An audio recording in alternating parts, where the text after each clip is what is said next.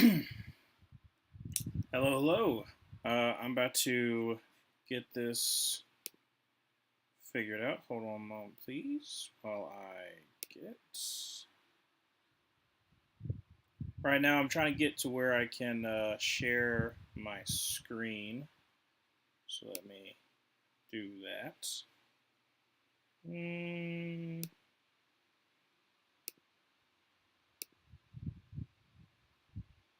that is not what I want to do.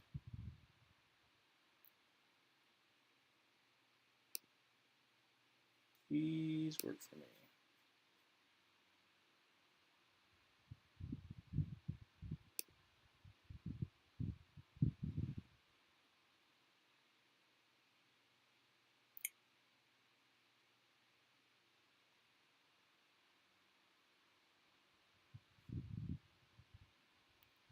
Hold on a moment. Okay.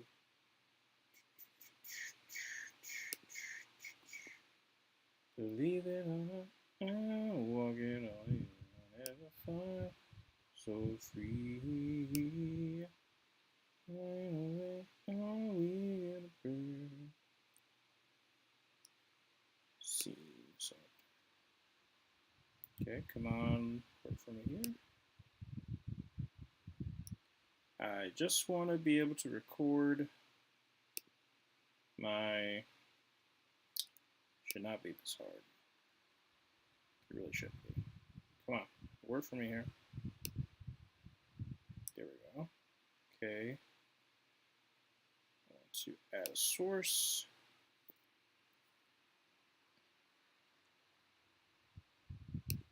Window capture. Yes.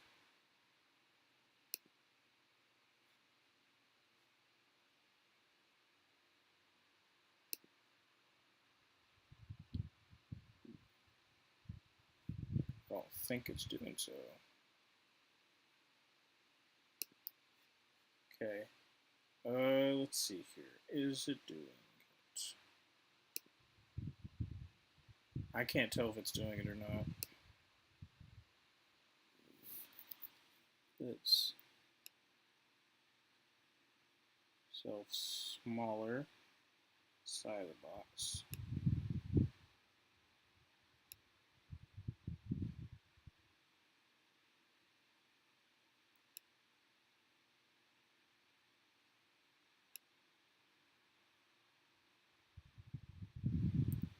Okay.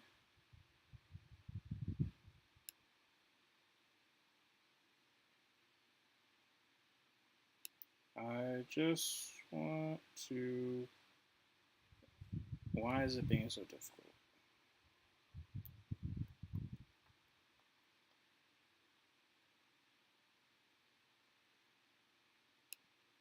Sorry, I have some technical difficulties. Um, Trying to figure out why I cannot share my screen. There we go. Done. Okay, and then have me first.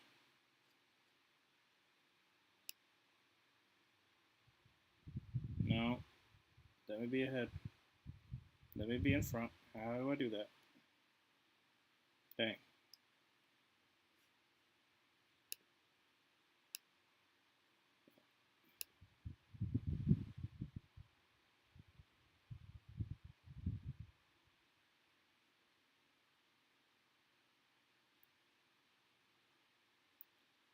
Okay. Just let me be in front. Let me fit to screen. Okay. Well, you know what? We don't have to have my face on there. That's fine. All right. Now we're getting back on this. Okay, so obviously I'm doing all teams. Now that I got it all situated, you won't be able to see my face, but that's fine. Um, Basically doing all three rounds, doing all teams. If y'all have questions, just put them in the chat. I'll go back and forth. Um, Starting off, you got the Chicago Bears. Now, the Chicago Bears are kind of an obvious team of where they're going. They're going to go Caleb Williams. There's been like some, like, you know, some things just thrown out there like about Caleb Williams, but in all honesty, I don't see anything changing. I see him literally just continuing to be the number one overall pick. He didn't work out at the combine for a reason, so he's going to go number one overall. Let's see if I can fix this while I'm doing this. Come on, please work for me. Okay, let's see here. Okay. Let's see if this works for me. Just trying to tinker it a little bit. Sorry for the problem. See if I can make this. No, I cannot. Anyways, I'll just go. I'll keep it going as it is. Sorry about that. With Washington, there's been a lot of like interesting things that are going out about Washington right now. Obviously, I think it's going to be Jayden Daniels, but there has been certain cases of where Jayden Daniels' agent said that he wasn't very pleased with the way they did their top 30 visit. But at the same exact time, I'm looking at Cliff Kingsbury being the offense coordinator. Yes, he kind of worked with air raid offense, so that kind of deals with what Drake May dealt with. But he also dealt with more so Kyler Murray, and he liked Kyler Murray. Jayden Daniels has the escapability and a lot of the playmaking abilities that Kyler Murray did have. So I kind of see them going with Jayden Daniels. Also, if your backup quarterback is Marcus Mariota, you would think they're going to be running that kind of style offense. And I think that's more so Jayden Daniels' style. So Jayden Daniels, I have him going to the Washington Commanders. Now, number 3. This is where I kind of am interested to see where the actual draft will go. There's potential that they could trade back. Or they can stick and pick. I think they're going to stick and pick because why would you pass up on the chance of drafting Drake May? Basically, you can have him sit for a year, and then while he's sitting for a year, you can work on his mechanics because he definitely needs to work on his feet. He needs to work on. He has a very interesting arm arm angle when he's throwing. I don't know if you have to fix that up totally, but it's still a cause for concern. The other thing too is.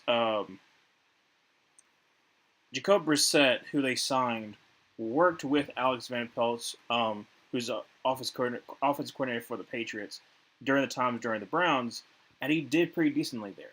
So I think there's a possibility that literally they could just have him be the starter for either half a year or a whole entire year if things are going well, and really be able to fill out that roster. So by the time that Drake May starts next year, you're going to have a really sticking good team around him. Now, number 4. There's been a lot of people who said that the Cardinals could trade down, which obviously, if there's like a humongous amount of draft capital that's been thrown at you, then yeah, you consider it. But considering the Cardinals literally have I'm going to show you right now before we go into it. They have 4, 27, 35, 66, 71, and 90. They literally have 6 picks within the top 100. Why would someone trade back when they already have so many, good picks instead of taking a blue chipper and Marvin Harrison Jr., which is going to transform your offense? Why would you not take a sure thing? So I'm taking Marvin Harrison Jr. I think it's a chalk pick at this point.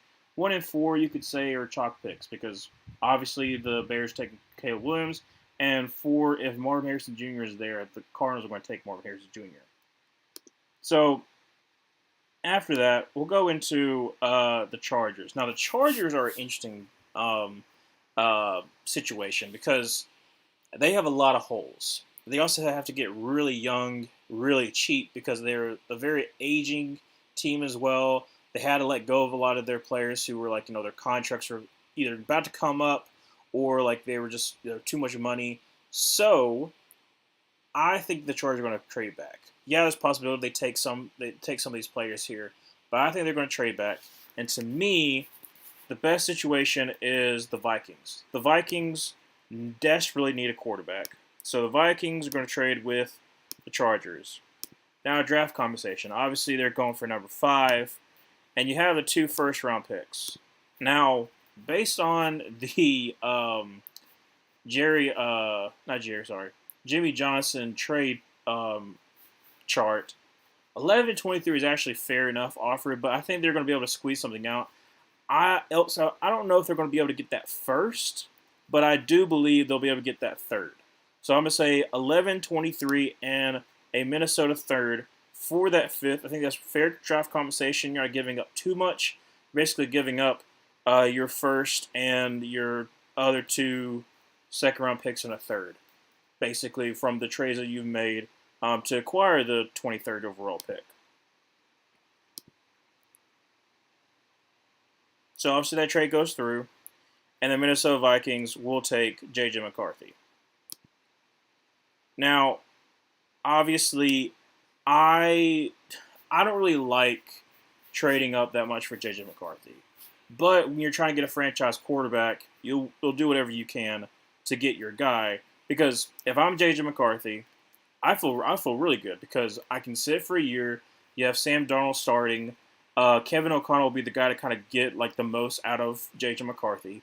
And you have a really solid setup. You have 2 really stinking good wide receivers, one of the best in the game, and another one who's one of the best second, number 2 wide receivers. You got T.J. Hawkinson.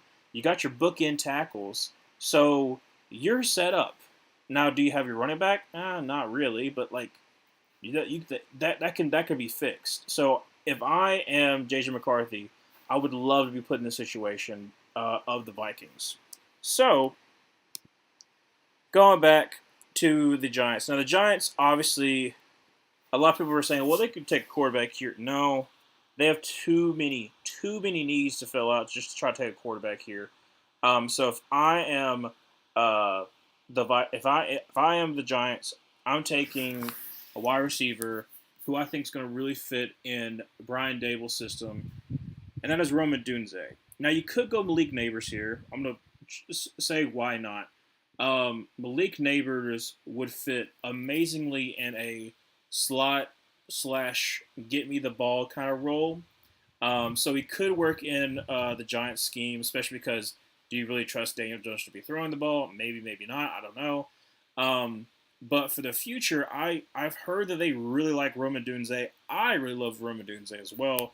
Malik Nabers just has more of a reactability, so it depends on what you're looking for.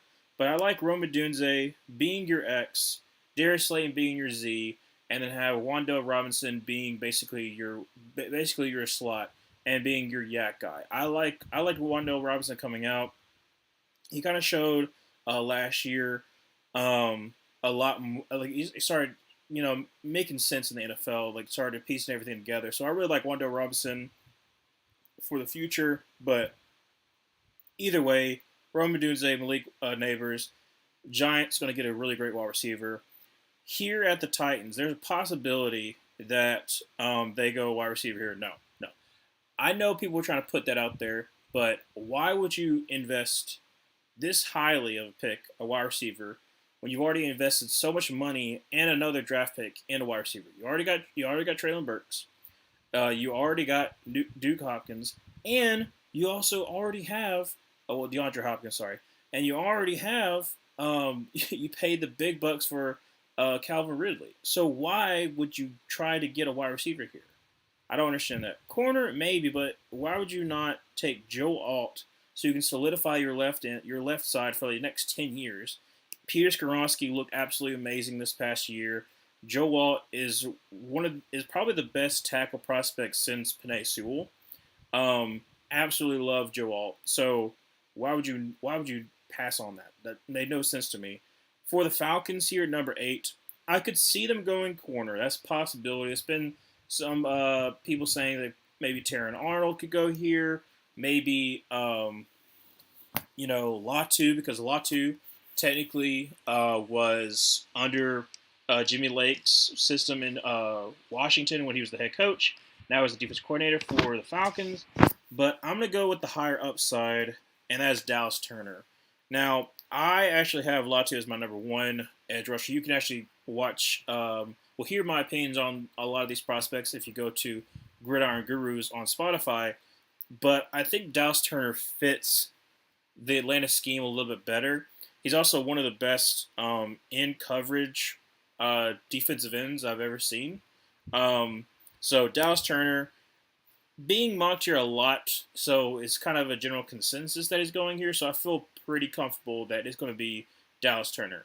Now, number 9, the Bears only have 4 picks. So if I'm the Bears, I'm taking calls of potential trade downs because yes, you could take Malik Neighbors here, but why would you if you already have that in DJ Moore? You already have your Yak guy.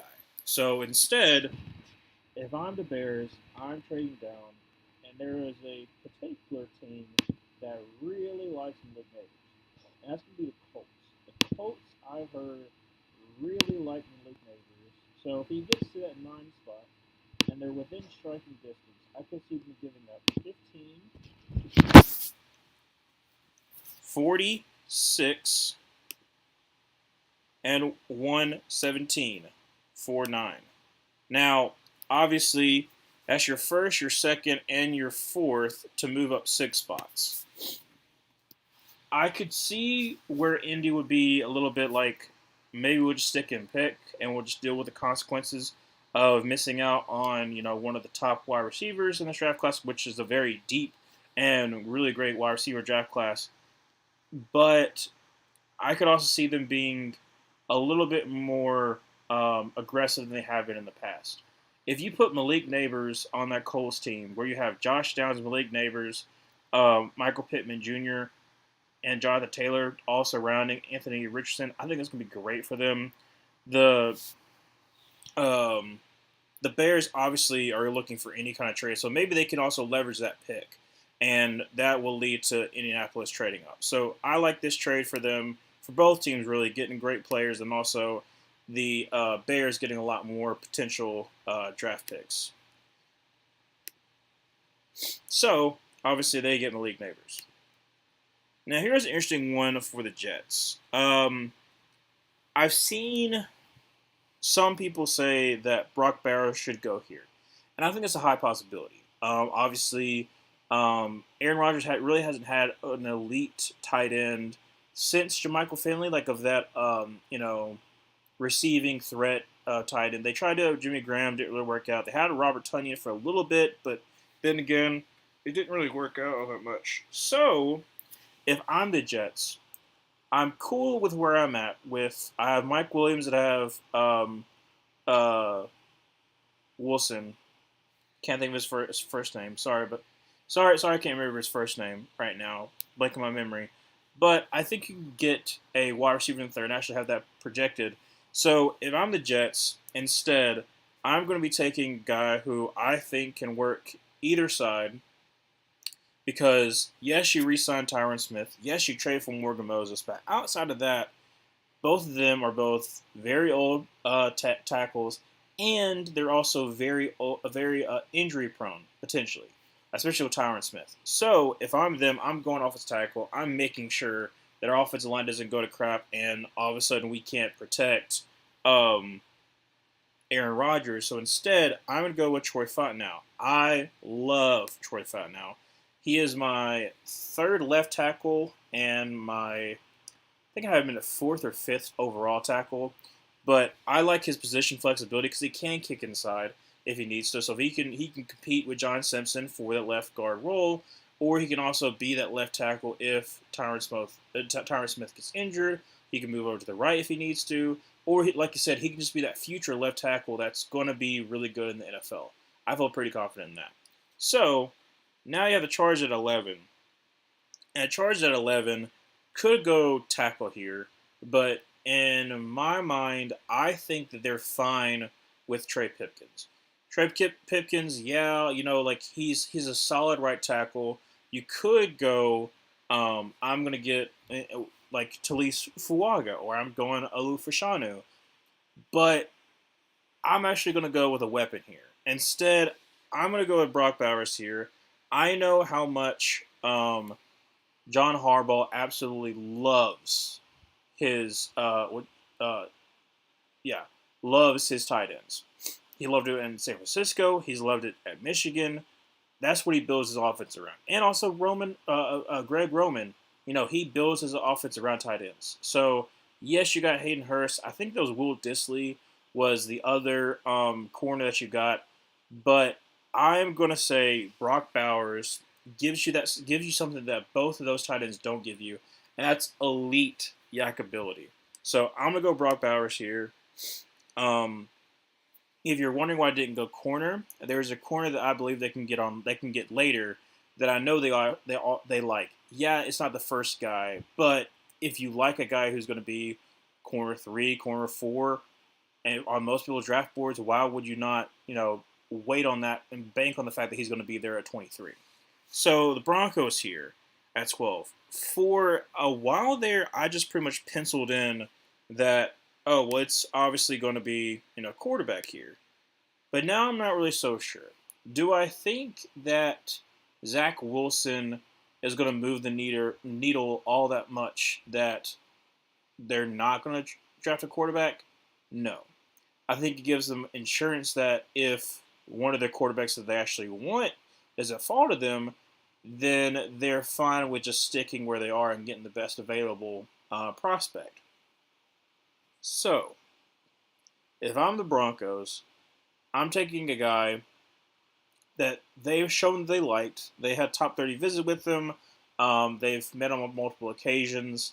And that is going to be Latu from UCLA. Now, like I said, I think possibly they could go quarterback here.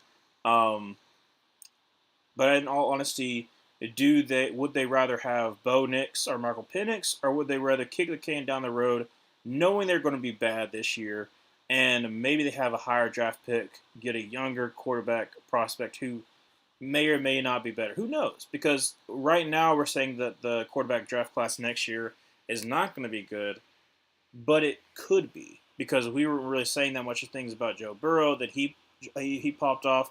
Jaden Daniels last year really wasn't talked about as like a first round pick. And then he kind of pops off. Like there's stuff there are times like that where we think very lowly of the draft class that is coming up, and then they have a breakout year, or they show that like maybe I got injured last year, and I've come back and I've been even better this year. So who knows? Who knows? Or they could also do a power play and try to get Dak Prescott next year if everything goes to crap for the Cowboys. The NFL is going to be crazy. I have a prediction, but I think the NFL is going to be kind of crazy on draft night where people are going to make picks that are going to confuse people because of where they thought they were going to go with, and I think the Broncos are going to be one. I think it's going to take best available. So at 13, the Raiders. Now a lot of people are putting the Raiders at getting a tackle. I think it's possible, but I think they're fine with what the tackles that where they're at. In my mind, though, I'm thinking of what does Antonio Pierce want to instill in the AFC West? I think that's defense dominance. And how are you going to do defense dominance against the AFC West? Well, that's going to be all along your defensive line. And when Antonio Pierce was on the Giants, they had an amazing defensive line. Now, obviously, you have Max Crosby. You already have you got Christian Wilkins, and Malcolm Kuntz kind of broke out a little bit last year with your first round pick Tyree Wilson hopefully coming to the fold. So you have a really good rotation so far. What else can you add though? Because outside of Christian Wilkins, your defensive tackles are either really stinking old or they're not really that much of impact players. So instead, what I really like, and I've loved this pick for a long time, and that's going to be Byron Murphy from Texas to the Raiders. You put Byron Murphy alongside Christian Wilkins, try to run against that. I don't think you can. And then you have to leave someone one on one in the pass rush, which is going to be crazy too. So if I'm the Raiders, sure, maybe you have other needs. Maybe you could go corner. Maybe you could go offensive tackle. But I would probably take the most impactful player in this draft if he's put in the right situation, and that's Byron Murphy. I like Byron Murphy. He's my number one defensive tackle. I've also heard that he could possibly go up in the top 10. I don't think he goes to top 10, but I do think he goes top 15. And I absolutely love him here to the Raiders. Now, 14, there's been a very there's been a single person who's been like mocked here, and I'm not going to shy away from it, and that is Olu Fashanu, and I'm going to show you why. I don't think they're going to give up quite yet on Trevor Penning. I'm not trying to say that. But what I do know is that Ryan Ramczyk is becoming kind of injury prone. His cap hit is astronomical. So in the near future, you need to move on from him. And why would you not pass up on? Why would you pass up on this talented tackle who is still very young? I think he's going. I think he's going to turn 21 soon. Like he's still like 20. He's ridiculously young. He needs to add more strength, sure, but he's still kind of learning. He's still kind of learning football. Did not get a single sack up at all at Penn State. So his best protection is through the roof. I think as a Panthers fan, if I'm the Saints, I look for the future, and I don't like a quarterback here to stick and pick and be like, hey, well he's gonna be our future. You also don't want to anger Derek Carr. So instead, I take best available player, and that's going to be Olu Fashanu. Now, for the Bears, I've kind of gone back and forth with this. Maybe they could go wide receiver 3, but I think that you're fine. I think you can get a wide receiver in the second round, which I'll show you who it's going to be later, to kind of pair with DJ Moore. Then your 1-year rental of Keenan Allen. Maybe you resign him again. I don't know. But for right now, you only have him for 1 year. And so I think you're set with your top 3 options of Cole Kmet, DJ Moore, and then Keenan Allen. So instead, I'm going to focus on the defensive end. And in particular, I'm going to be taking Jared Verse. Now, I love Jared Verse. He was my top defensive end, but then the other ones kind of moved up a little bit more just because I fell more in love with him. But I've loved Jared Verse since last year. He's more of the hand in your dirt kind of defensive end than the other two. And if you look at the Bears edge rushers outside of Montez Sweat, it's not good. It's not very productive. So I'm gonna go with a high upside Jared Verse to pair with Montez Sweat. So basically, you have your 1-2 punch for the next 4 or 5 years. I think they signed Montez Sweat to a 4-year deal. So I love that for them. You can, with the trade down, you can get your wide receiver 3 in the later rounds because this is a very deep wide receiver draft class. Now at 16, the Seahawks. I'm very interested to see what they end up doing because they could go offensive line here. But because I feel like Mike Macdonald, their new head coach, defensive coordinator from the Ravens, he had a player who was a massive impact that they do not have on the team. They have good run defenders, but they do not have a pass rushing defensive end. And when I mean defensive end, I mean defensive end in the 3-4 setting. So with the 16th pick, I'm taking Girazon or Johnny Newton. I love Johnny Newton, and I love him to be that Mabaduke role that Macdonald had on the Baltimore Ravens. You need more interior pass rushers coming into the NFC West because you're going against some pretty good quarterbacks. You're going against Kyler Murray. You're going against Brock Purdy. You're going against Matthew Stafford. So you need to have that interior pressure that you haven't had in. I can't even think the last time you had like a really good defense tackle that applied pressure. Maybe putting it forward. I don't really know. But Johnny Newton will give you something that you don't have. You could potentially also address the offensive line later in the draft. So I feel like I feel like Johnny Newton's gonna be a great pick for y'all. At number 17, the Jaguars. I think there's potential that you take a wide receiver to obviously replace Calvin Ridley, but you already signed Gabe Davis, so I feel like you're cool on wide receiver. You probably take that later on in the draft. So instead, you get to take your pick of the litter of the corners, and Terran Arnold is just staring me right in the face. So if I'm the Jaguars, I don't even hesitate, and I take Terran Arnold to be basically your number one corner. You already have a decent corner in Campbell, but at the same exact time, you're going to go against a gauntlet in the AFC South with all the wide receivers. Uh, the Texans, you got a three-headed monster right there. The Titans, you already have two amazing wide receivers, one of your former wide receivers, and then for the Colts, if they somehow get Malik Neighbors, or if it stays as such, Josh Downs still a great number two to Michael Pittman, and you need to have two great corners to compete in the AFC South. So I love that for Terran Arnold. He goes to a team that really needs him, and if I'm the Jaguars, I'm jumping for joy. I get the first corner off the board. Now at 18, the Bengals. There's been one particular player that I love falling here because I feel like initially I thought he was chalked to go top 10, but the more and more I think about it, a lot of these very deep draft classes, there are going to be some people who are falling who probably shouldn't fall, like your wide receivers, your corners, and your tackles. They're going to be falling, and people either be trading up to get them because they're falling too much, or they're just hoping and pray they fall into a lap. And the Bengals are so happy that Talise Fuaga has fell right into their lap.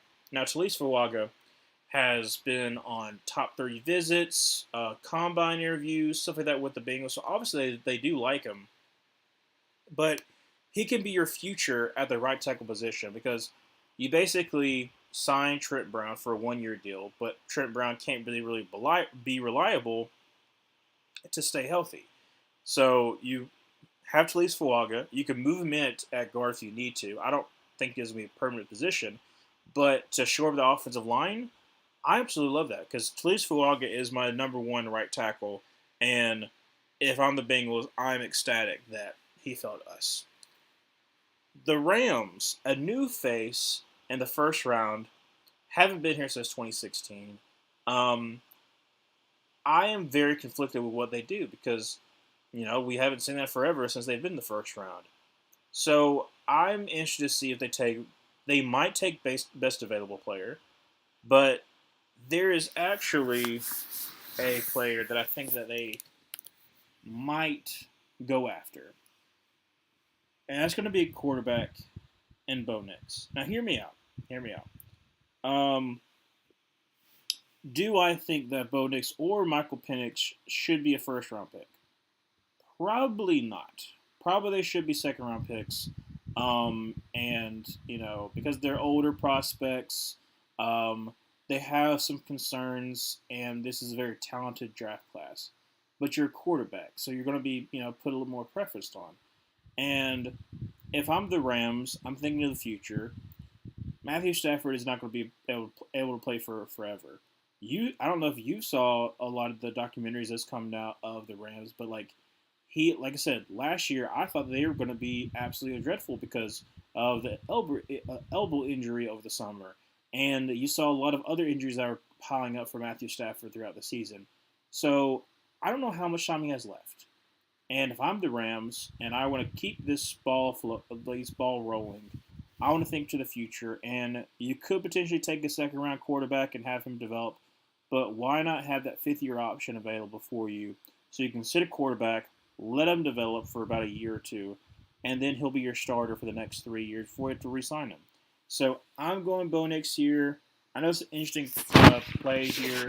They could go corner, because especially how the corners fell here, but I don't know. I feel like looking to the future, you already signed 2 quality corners, and there's a really deep cornerback class you can take later picks.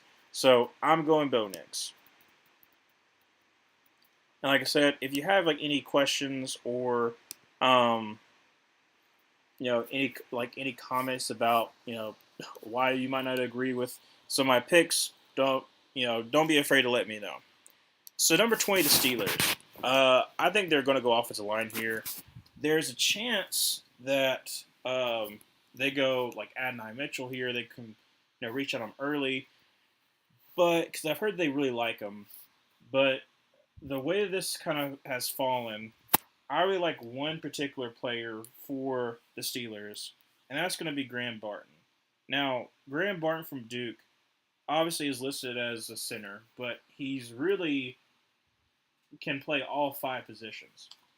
And the Steelers need help on the interior. I think they're fine with Broderick Jones being their right tackle, and then they signed a left tackle. I'm trying to remember if it was I think it was Okafor or I'm trying to remember what his name was. But all I know is that he's a pretty just solid left tackle. Now, is that the best? No. You could possibly swing for the fences to try to get a high upside tackle at this pick.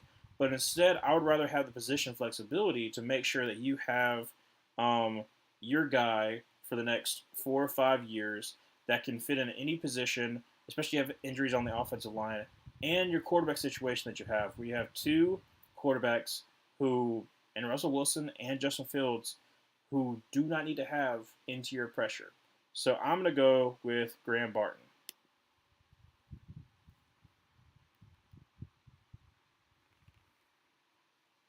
Now, the Dolphins. So the Dolphins obviously need a couple of stuff. They lost a couple of people in free agency, but they also did a surprisingly good job of, getting back some talent for cheap. They have a pretty good four-man rotation on the edge. So I don't think they'll go for edge here. Instead, if I am the Dolphins, I'm going to go offensive line. And I'm going to go offensive line that I think is going to have a higher upside. He is my number 2 right tackle. And that is going to be J.C. Latham. I absolutely adore J.C. Latham. I think he fits their scheme pretty well. He's absolutely dominant in the run game.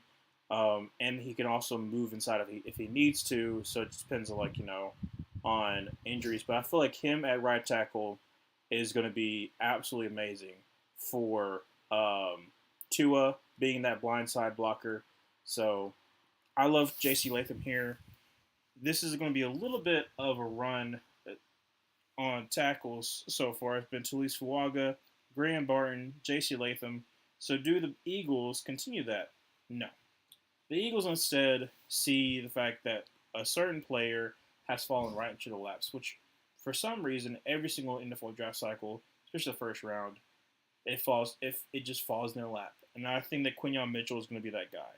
Now, do I think Quinyon Mitchell should go higher? Absolutely. Quinyon Mitchell should be a top 15 pick. He's my number 1 cornerback. But at the same exact time, it happens every single year. So I feel like he's that one player that's going to fall maybe because he went to Toledo or whatever. He fits the Philadelphia Eagles system very well. So if I'm the Eagles, I'm ecstatic. I get Quinyon Mitchell. He fixes up that old secondary that you already have, and you finally have that shutdown corner that you've been kind of missing, especially with Darius Slay getting up in age and James Bradberry kind of falling off a cliff. So now we're back to the Chargers. Chargers at 23. Obviously, we could take our right tackle of the future here in Marius Mims. I don't think so. We could take our future wide receiver. I have a plan for that. And I don't think that they'll go with Brian Thomas kind of wide receiver. So instead, I'm going with a corner that I've seen they really liked. Like I said, they had on top 30 visit. They've met with him multiple times, and that's going to be Nate Wiggins. So you have Nate Wiggins and Asante Samuel Jr. as your corners. Your cornerback room is looking a little bit better because it looks absolutely dreadful if you look at it right now. So Nate Wiggins to the Chargers with that trade down. You get Brock Bowers and Nate Wiggins. I feel like you're feeling pretty good about the Chargers, but don't wait. I have something else for the Chargers coming up. Now, 24 for the Cowboys. I think that there is possibility that they can make a big splashy play here because they said they're going all in. But if I'm going to be honest, I don't think they do. I think they instead take the best available prospect for them right now, and that is to make sure they shore up their offensive line for their offense. Obviously, you have Brandon Cooks, you have CeeDee Lamb, so you probably need another wide receiver because I don't know how you feel about Jalen Tolbert. Maybe you feel comfortable with him. I don't know. You don't really have a running back, so that's kind of concerning, but you don't reach on one here. So instead, you go the interior of the offensive line, and you go with Jackson Powers Johnson. I love Jackson Powers Johnson. I feel like he fits their scheme pretty well. They lost Tyler Biotish, so they need a center, and they're gonna put Tyler Smith probably at left tackle if I had to guess. So you need a really good center to kind of like help out with those guards. You're probably going to be a little bit less than what you're used to. I mean, obviously you have Zach Martin, but your left guard is going to be a little bit less than what you're probably used to. So you get Jackson Powers Johnson. If Grant Barton was here, I would love Grant Barton here instead. But Jackson Powers Johnson fits a need. I absolutely love it for the Cowboys. Maybe it's not the sexy pick, but at the same exact time, I feel like they're going to be very happy in the future for Jackson Powers Johnson. So we're here with 25 for the Packers. Now, if I'm going to be honest, they could go multiple ways here. They could take the athletic freak in Amarius Mims, like they usually do. Ooh, bless me. They could go with another edge rusher like they did last year and just go on upside with Chop Robinson. But I don't think they will. They could also go Cooper DeJean, which has been mocked to them religiously because everyone assumes that Cooper DeJean is going to go to the Green Bay Packers. I think that's possible, but instead, I'm going to go with a surprise pick here. And it's a pick that I've fallen in love with for about a month now to the Packers because I'm looking at Jair Alexander's contract, and he has 3 more years on his contract. Then he's going to be 29. Going to be about to be hit that 30 age.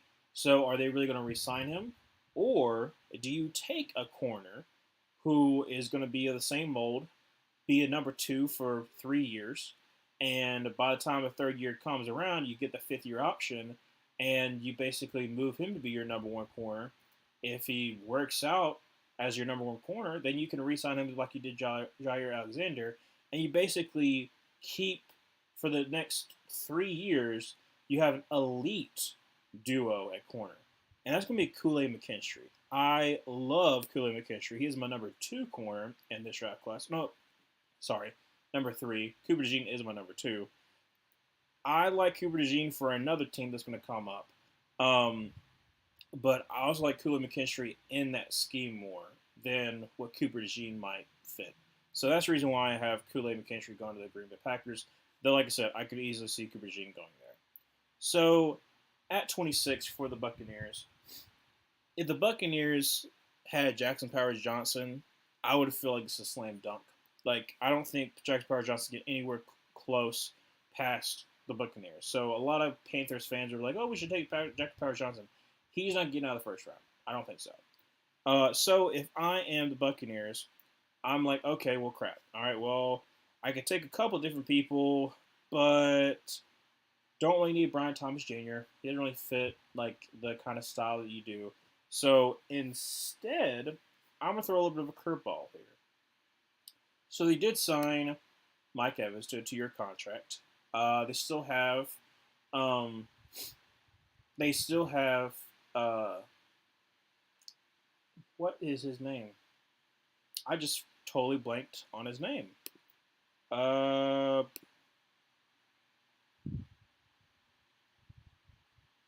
Their second guy. I just totally blanked on his name. Sorry about that.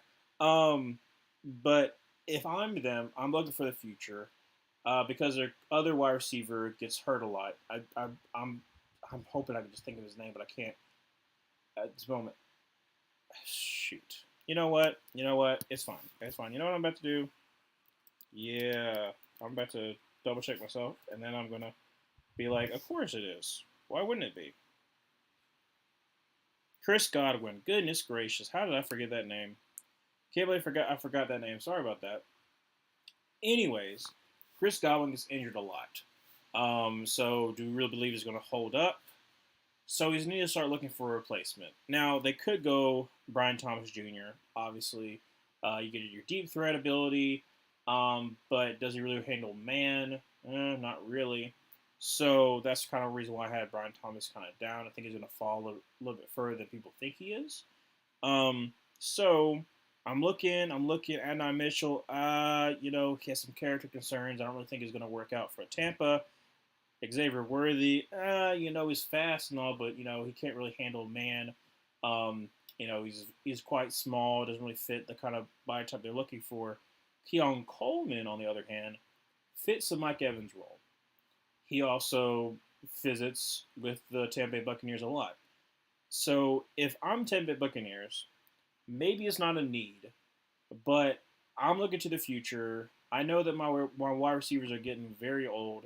Infuse it with some talent, infuse it with some youth, and by that third year, because I think Keon Coleman's a little bit of a piece of work, but him being a Z to Mike Evans being the number one, learning under Mike Evans, I feel like that's going to be a match made in heaven in the later years when Mike Evans eventually retires. Keon Coleman could take over. So if I'm the Buccaneers, I absolutely love this pick. You might not agree with me, but I think that they could potentially take some of their other needs later on and instead go, I think, for the future with number 26. So, number 27, the Cardinals. Now, the Cardinals can hit a lot of different things that they need. They could go offensive line here to bookend their tackles, but instead, I'm going to go with Chop Robinson. I think the upside of Chop Robinson is through the roof. He also kind of fits the role that Jonathan Gannon had with Hassan Reddick. So if I'm the Cardinals, I'm thrilled with having Chop Robinson. His athleticism is, like I said, his athleticism is through the roof, but he still needs some development. You're not there yet as a team, so it's fine for him to develop. And he's going to a place that's going to try to utilize his first step ability with a lot of blitzes. So I love that. Chop Robinson to the Cardinals. Now, pick 28 for the Bills. I am very interested to see what the Bills do at 28 because the Bills, after cutting a lot of people and leaving some people out to dry, they have a lot of potential to kind of falter back. But if they have an outstanding draft, I feel like they can right the ship, and they can actually keep on competing, trying to make it a deep playoff run because they still have Josh Allen, they still have talents all around them. Cutting, Jordan Poyer, trading Stephon Diggs, yes, it hurts, but I think you can replace him in the draft. And right here at 28, Cooper DeJean would work fabulously for the Bills. Could Cooper DeJean be a corner? Absolutely. But him playing a safety role in the box, I absolutely love that for a Cooper DeJean. Like I said, I see him as my corner number 2, but he's also that position flexibility to play anywhere across the field. So he's the best. He's the surest tackler in this draft class as a corner, and putting him. Of course, they have him listed at safety, so he could play safety. But I just love Cooper DeJean to the Bills. That's another one that I've kind of come across. I've kind of come around to in the last 3 weeks. If he's there. If he's not there, then obviously they'll take a wide receiver. But with this wide receiver draft class being as deep as it is, I feel like the Bills are going to preface the position that's not as deep, which are being the safeties. Corners are definitely deep, but safeties, if they're going to view Cooper DeJean as a safety, him and Tyler Nubin, maybe Cameron Kitchens are like you're going to be your top guys, and then maybe get Jaden Hicks later. Tyke Smith's more of like a nickel. A safety draft class is not all that good. There's some good players, but it's not all that good. So you take the best available at your position of need and taking Cooper DeJean. Now at 29, the Lions. This is the first time the Lions have had this kind of pick in a very long time. So they could take best available, but instead, I think this is where a trade happens. There's a particular quarterback that has fallen so far, and that is Michael Penix Jr. So who is actually going to be trading up for Michael Penix Jr.? I think it's the Raiders. Now, hear me out. So obviously, the Raiders took Brian Murphy II. So they already got their defensive guy. And yes, they did get Gardner Minshew for a 2-year deal. But what did Gardner Minshew do last year? Well, he was a backup for a rookie. And then when the rookie got injured, he performed really stinking good. So yes, maybe the Vegas Raiders, they don't trade up for Michael Penix. But if I'm the Vegas Raiders, I would be much more willing to swing on Michael Penix Jr. If he gets injured, that's fine because you have Gardner Minshew, and you need someone who's going to be able to compete in the AFC West. I like Gardner Minshew. Do I think he has the potential to, you know, keep up with potentially a new look Chargers or a dominant Chiefs that's won it every single year since 2016? I don't know. So I think they would try. They would rather upgrade at quarterback while still having a safety blanket in case their quarterback gets hurt. So 44, and then they don't give up the 3rd-round pick. They instead give up a 4th-round pick and next year's second for 29. I feel like that's fair draft compensation. Yes, you drop down a significant amount, but you give up a next year's second, and you give up a 4th this year. Could potentially it be a 77 or like a first, maybe, but I feel like this is a fair enough trade that both teams get what they want. The Detroit Lions, unfortunately, don't get like Johnny Wilson, they don't get Cooper DeJean, they don't get some of these players that could potentially work really well in this scheme. So instead, they trade down and accrue more picks. So this is what I really like for both these teams. Obviously, it goes through, and the Raiders take Michael Penix Jr.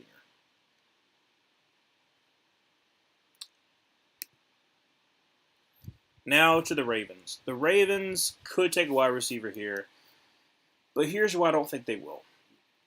So, over the past couple of years, obviously they let Orlando Brown go.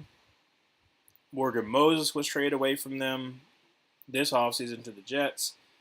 And Ronnie Stanley has been very inconsistent of actually staying on the field. So, even though Amarius Mims himself has some injury concerns, I feel like the Raiders are going to take a tackle. Now, like I said, they could take Tyler Guyton, or they could take Kinsley Suamataia, but I think they're going the high upside, like the Ravens usually do, and they go with Amarius Mims. Like I said, I have my doubts about Amarius Mims, mainly because of his injury concerns, but I do love what he could possibly be in that Ravens offense. So Amarius Mims to the Ravens, basically as a replacement for Ronnie Stanley eventually, but for the right now, a replacement for Morgan Moses, who's moved on. So the 49ers here, they could go offensive line, but instead, I'm going to throw a little bit of a curveball. I think that Brandon Ayuk is going to be traded. Now, is it going to be a first-round pick? Probably not, because a lot of the first-round teams are going to be able to get their wide receivers if they want.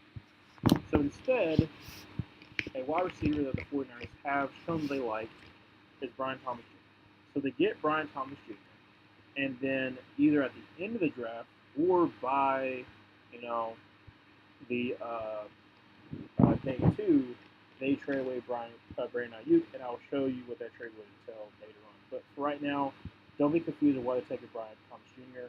That is the reason why they are taking him. The reason why I think that, unfortunately, the 49ers have to let Brandon Ayuk go is because they just can't afford him. Like I said, they have, they're paying a lot of money to a lot of great players, but you can't pay everybody. And eventually you're going to have to pay Brock Purdy. And because he wasn't a first-round pick or nothing like that, you don't have the 5th-year option. So his payday is coming up soon. So you better try to get cheap and talent at other positions to try to compensate for that. So that's the reason why I think that Brandon Ayuk is almost for surely going to be traded away. You get the best value for him right now. So, yeah. For 32, if Rasheed Rice had not gotten into a injury, had not gotten into a car accident where he was very dumb, and obviously he's going to probably get suspended. I don't know how long suspension is going to be, but you can't just have a wide receiver room of Jalen Watson Justin Watson, sorry, and Marquise Brown. So instead, I'm looking at wide receiver here. Now, what do they have so far? Now, when Rasheed Rice is going to come back, they have that yak ability where they basically just got him the ball, barely ran really any downfield routes. Is mainly just like close to the line of scrimmage kind of routes. And they also have Hollywood Brown who's going to stretch the field, and they already have the guy who's going to get open in Travis Kelce. So instead, I'm going to give them the big body wide receiver, and that is Adonai Mitchell. Now, Adonai Mitchell, yes, a lot of people talk about his character concerns. I am not the biggest on character concerns as far as like immediately, discounting someone. Because I think that if you have a good culture, like the Chiefs do, winning culture, mind you, I feel like you're going to be able to have, wrangle in people who maybe they don't fit other teams' cultures because you're scared of what he could potentially be. I have Adonai Mitchell as my number 4. I'm not concerned about his injury concern. There's another player in this draft that I'm not as concerned about his character concerns because I don't think that it's going to be really deterrent for other teams because of the talent is there, and people will deal with character concerns if the talent is good enough. And Adonai Mitchell is one of the most talented wide receivers in their draft class. So Adonai Mitchell rounding out round 1. So to repeat the first round, in case you had any questions, no. Bears take Keller Williams. Washington takes Jaden Daniels. New England takes Drake May. Cardinals take Marvin Harrison Jr. The Vikings trade up to get J.J. McCarthy. The Giants take Rome Odunze. The Titans take Joe Alt. The Falcons take Dallas Turner. The Colts trade up to get Malik Nabers. The Jets take Troy Fontenot. The Chargers, who traded down, gets Brock Bowers. The Broncos surprise everyone and take Leatu Latu. The Raiders take Byron Murphy II. The Saints take Olu Fashanu. The Bears, who traded down, get Jared Verse. The Seahawks gets Johnny Newton. The Jaguars get Terrion Arnold. The Bengals take Talise Fuaga. And the Rams take Bo Nix. Next, you have the Steelers taking Graham Barton. The Dolphins taking J.C. Latham. The Eagles taking Quinyon Mitchell. The Chargers taking Nate Wiggins.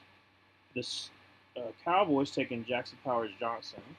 The Packers taking Kool-Aid McKinstry. The Buccaneers taking Keon Coleman. The Cardinals taking Chop Robinson. The Bills taking Cooper DeJean.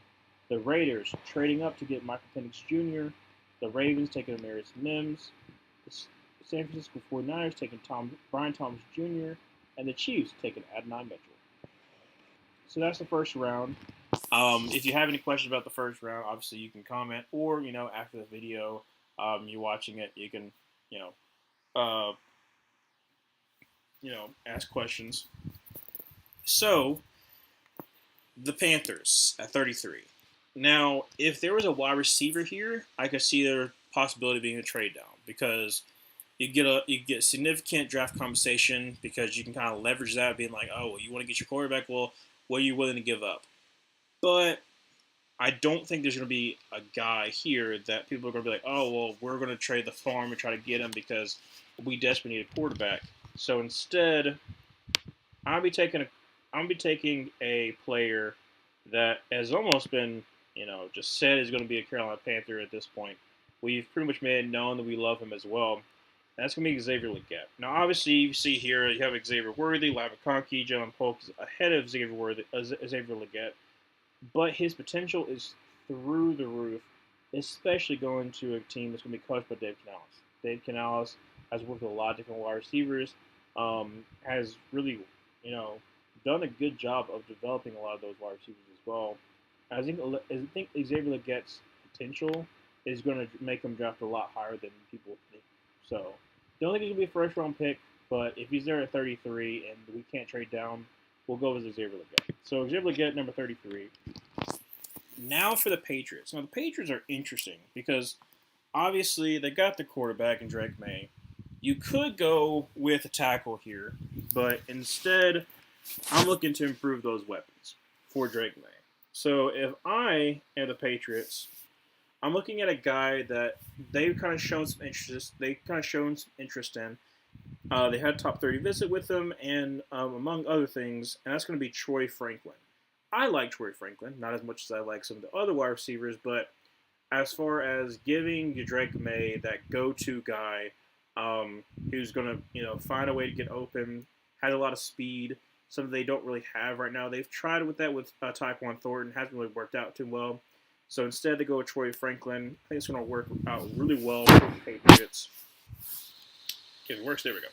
So now the Cardinals. Cardinals here, obviously, they made some pretty killer picks so far, if I do say so myself. They got Chop Robinson. They got Marvin Harrison Jr. But what they really need is they need to have some offensive line help. You want to protect Kyler Murray. There is one particular guy that I'm looking at that I absolutely love going to the Cardinals, and that is going to be Christian Haynes from UConn. Absolutely monster in the running game. Needs to get a little better in pass setting, but to protect the interior for Kyler Murray, Christian Haynes is going to do an immaculate job for the Cardinals. Love that pick for them if it falls this way. Now the Washington Commanders. You basically have not back-to-back picks, but you have 36 and 40. So you can pretty much switch who you feel like is going to be, your most important position to, get first. So if I'm them, I'm looking at offensive tackle. You need offensive line help desperately. And so you could go Kingsley. I think that's, a solid option.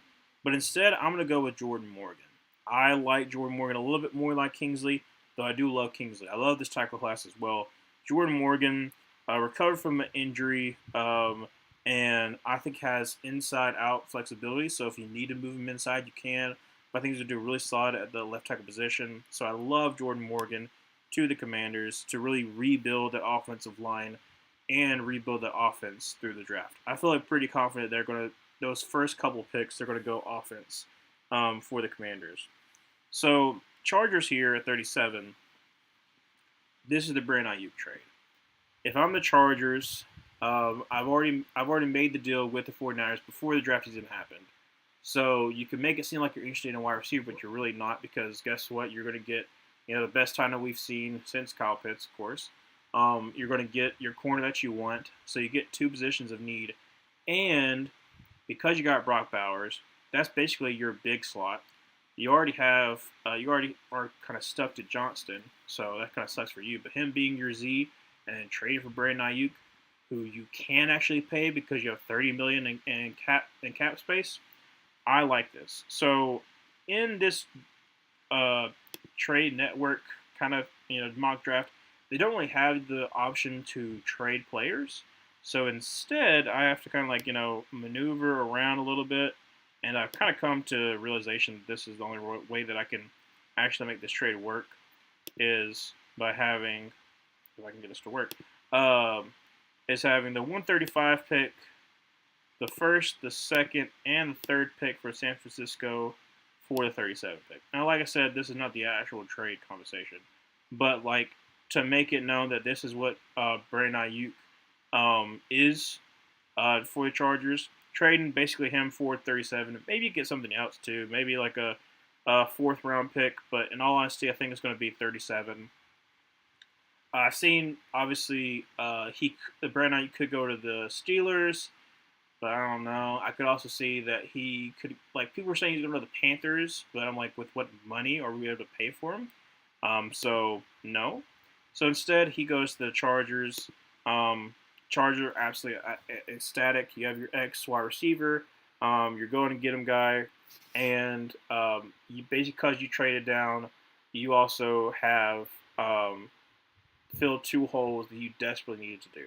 So if I'm the 49ers here, there's a guy that you've really liked, and that is Kingsley Suamataia. they have shown that they absolutely love this guy.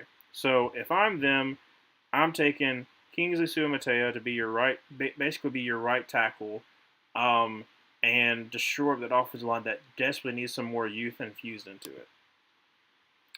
So at number 38, um, the Titans could go in a lot of different ways. They could go corner here, but they did trade for L'Jarius Sneed, so they do have their shutdown corner. So they'd have that kind of impact player. But the other thing that the Titans missed on is they kind of let Nico Autry walk. Yes, he was getting kind of long in the tooth, but dude was a very impactful player for the Titans. So instead, I'm looking at a guy that can replace him, and that's going to be Darius Robinson. Now, for some odd reason, Darius Robinson is going to the draft. I think he could be a first round pick. Obviously, the Lions could take him if they need to. But I'm kind of surprised he's going there. Hopefully, he doesn't have a Keon White situation where he's just sitting there. But Darius Robinson, number 32 Titans. I absolutely love that potential pick there. Now we're back at the Panthers at 39. And there's another player that I've really fallen in love with that I'm hoping that we take because obviously J.C. Horn, when he's healthy, is one of the best corners in the game. But the key is if he can stay healthy. And he hasn't been able to, which is very, very concerning for me. So in this instant, I'm going to be taking TJ Tampa to be our number 2 corner. I think TJ Tampa has a lot of ability in press man. And him being on the island with J.C. Horn being on the island, I think it's going to be amazing for our defense. I really feel like our defense is going to be good either way. I also love Dane Jackson, but outside of like our corners right now, our depth isn't really good. So regardless, we're going to go corner in the draft.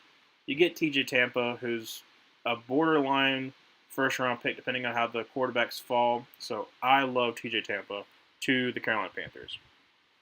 At number 40, the first 2 picks, you pretty much address your offensive needs. You got your left tackle, you got your quarterback. So what you do now? Well, let's look at your edge rushers.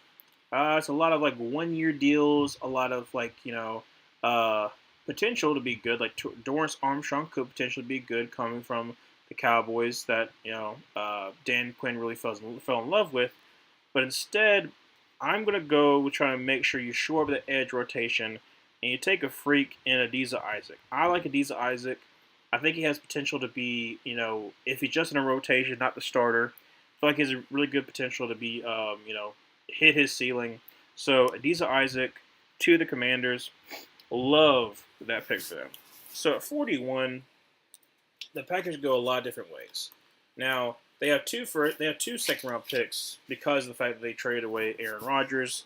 Now it could have been 2 first-round picks, but unfortunately that didn't happen. So instead, if I'm the Green Bay Packers, obviously I took my secondary, and I'm like, oh, I'm feeling really good right now. So where do I go now? I could go linebacker, but I feel like 41's a little bit, too early for linebackers. So instead, I'm going to take the best guard available. That's going to be Cooper Beebe. I love Cooper Beebe. I think he really fits the Green Bay Packers scheme. I feel like, it really sucks that last year they couldn't get Peter Skoronski, who, I would have loved Peter Skoronski to the Packers. But I feel like Cooper Beebe is going to be that guy who's going to be able to protect Jordan Love for the future and has really great feet that I feel like, especially in pass protection, is going to do really well in the NFL. 42 for the Texans. I feel pretty confident they're going to go corner first here. They could go best available defense tackle, but I think they can address that later in the draft. So instead, I'm going to do best corner available. And they really, really like Ennis Rakestraw Jr. I could go Max Melton, but at the same exact time, he's more of an inside-out kind of guy. And Ennis Rakestraw Jr. is very much of a more physical corner. Being at number 2 for the Houston Texans, I really like that for the Houston Texans. They've shown interest in him too, so it's not out of the question for him to go there. 43 for the Falcons. I think it's another corner going off the board, but not Max Melton, not Mike Sanderson, even though I love these two corners, and not Kalen Carlson, but instead Kamari Lassiter stays in Georgia, absolute dog in the run game, and even though his ball production is not the best compared to like a Mike Sanderson or whatnot, he can stick out there as your number two to pair with AJ Terrell, and I think you're going to really, really enjoy that, especially because I think Jeff Kuda left. So I love Kamari Lassiter there for the Falcons. Now the Lions were their first pick. They have traded back and they're now deciding. Okay, well, let's see here. The board's fallen as it may. I could potentially reach on some prospects, but instead I feel like I'm just gonna stay where I'm at, and instead I'm gonna take Max Melton. For some reason, the Lions or some NFC North uh, division team takes a player that a lot of Packers fans really fall in love with, and I feel like Max Melton is the guy. Max Melton is the brother of Bo Melton, who's on the Green Bay Packers. I love Max Melton. Corner is a huge need for the Lions, especially with Cameron Sutton being, the stupid guy that he was. You did trade for Carlton Davis, but you need number two. You got a Meek Robinson. I'm not the highest on Meek Robinson from the Rams, so instead you take Max Melton. If anything, he can be your nickel, but he also has outside flexibility that the other nickels in the draft class don't really have to level Max Melton. So at 45 for the Saints, there's a guy that I really like for them because they need more offensive production. So obviously Rashid Shaheed is our speed guy, so they shouldn't go Xavier Worthy. They got their offensive tackle, so who should they go with? Well, I'm going to go with Malachi Corley. I feel like they need that yak threat that they don't really have right now. I love Chris Olave. I really love A.T. Perry. I'm really mad they got A.T. Perry, so I don't think they're going to go big body wide receivers. It can cause separation, but instead they go with that guy who's going to basically be what Taysom Hill is, because Taysom Hill is not going to be able to last forever. He's already 30. I'm trying to think of what Taysom Hill's age is, but he's up there in age, and they really need another great wide receiver to really supplement what they're going to eventually lose. So, Saints fans, I'm trying to give you a really good draft. You basically, you got your future tackle, and you got your second wide receiver to really pair with Chris Olave. I think you're going to really love Malachi Corley. So for the Bears at 46, I think this is where Xavier Worthy falls to. Obviously, I'm not the biggest on Xavier Worthy. I know he's blazing fast, and a lot of people will look at that and be like, "Well, if you just give him the right system, he's gonna do amazing. He's gonna be Tyreek Hill." I don't think he can be Tyreek Hill, because just because a guy is this size, he's blazing fast, 4'2", 5'11", 165. I don't think that he plays the same exact way that Tyreek Hill or even Tank Dell, who I loved last year, plays. He doesn't play like that. He plays as just a speed guy who's going to be able to stretch the field, because him going against press is not the best. Tank Dell absolutely dominated against the press. So if I'm Xavier Worthy, I'm ecstatic. I get to go against I get to be the speed guy that stretches out the field for DJ Moore, for Keenan Allen, and I have an amazing role in going to the number one overall pick in Caleb Williams. So this is a great pick for the Bears to basically flesh out what they lost. They lost Darnell Mooney, so they lost their speed field stretcher. So they get in spades an Xavier Worthy, so he fits that scheme, and he's not forced to be a number two, which he's not right now. I feel bad for saying that, but I don't feel like he's a number two. I know it's a little bit of slander. Some people might not agree with me. I think he can develop to be really good, but starting off right now, he's not there. New York Jets. Not New York Jets. Sorry, New York Giants. In the first round, they took Rome Odunze. I think that they're probably going to go offense again. they really need to try to just surround Daniel Jones with talent. Hopefully they can save face because they made a very bad decision of paying Daniel Jones. So in my mind, here's my decision. I'm gonna go with running back here. I think this is where the running backs go off first, and I think that it's going to be Trey Benson. Obviously, with Jonathan Brooks, I think he's the best running back in this draft class. But Trey Benson really fits the Giants scheme. He's going to give you that second gear that hopefully Jonathan Brooks gets back, but who knows because of injury. So I like Trey Benson. You lost Saquon. You get Trey Benson to pair with Devin Singletary. That's two really good weapons for Daniel Jones. Hopefully it works out for him. Don't think it will. Never really liked Daniel Jones. Don't understand why you gave him that contract. But guess what? You're stuck with it because you do not have the draft capital or the no or like the draft picks to actually give up and go for a quarterback instead of filling out your roster because that's just how your team's been situated, unfortunately. So Jaguars, you took the best available corner, so you've obviously definitely improved your defense.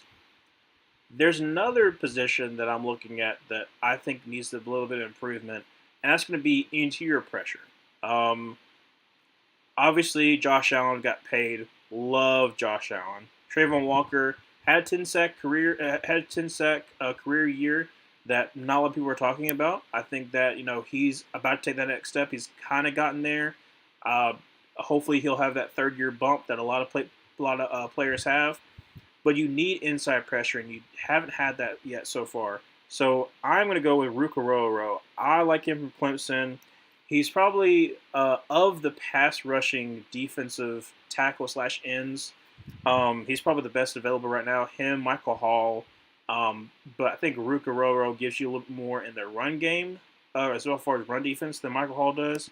So I think that he will go ahead of um, Michael Hall. So Bengals here.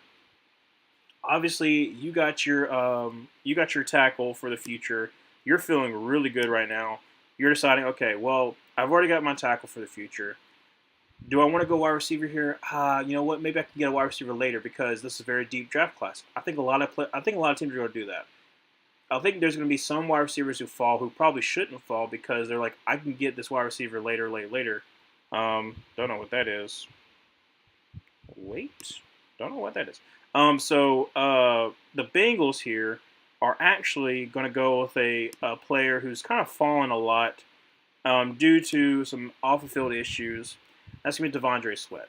But they lost DJ Reader. They really need interior defensive line help. So I'm going to go with Devondre Sweat. I understand there's the red flags. Like I said with Adonai Mitchell, there are some times where like those red flags are not as concerning to me because I'm thinking of, okay, well, do I feel confident in my ability that I can create an environment that it's going to be a very healthy environment for this individual, or am I just going to chastise this individual for being incredibly stupid? Yes, and um, not let him have another opportunity. I don't think it's going to happen. You've seen it with other players who've made dumb decisions. Yes, they will fall, but I don't think they will fall to the dramatic level that you know other players in the past have because owners and GMs are more than willing to bet on talent and deal with the repercussions of what that player might bring to their organization, especially if they're as talented as Devondre Sweat is. So if I'm the Bengals, I'm ecstatic. I get Devondre Sweat to basically be that guy that you lose with DJ Reader leaving. So the Eagles. Now, obviously, you can see the Eagles have two close picks right here in the second round. There is another player that has fallen right in their lap, and like I said, it just happens every single year. So yes, I baked it into my mock draft. At linebacker, they take Edgerrin Cooper. They desperately need help at linebacker. Yes, they got Devin White.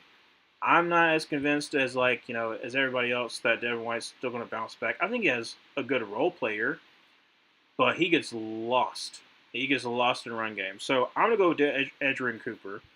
I could go Peyton Wilson here. I could even go Junior Colson. I think that's another great pick. But I'm going to go Edgerrin Cooper with the higher upside and um, really fit a need for the Eagles because they desperately need tackling machines. Because you saw the Buccaneers game, they were absolutely atrocious. So they got Quinyon Mitchell, they get Edgerrin Cooper, looking pretty good so far.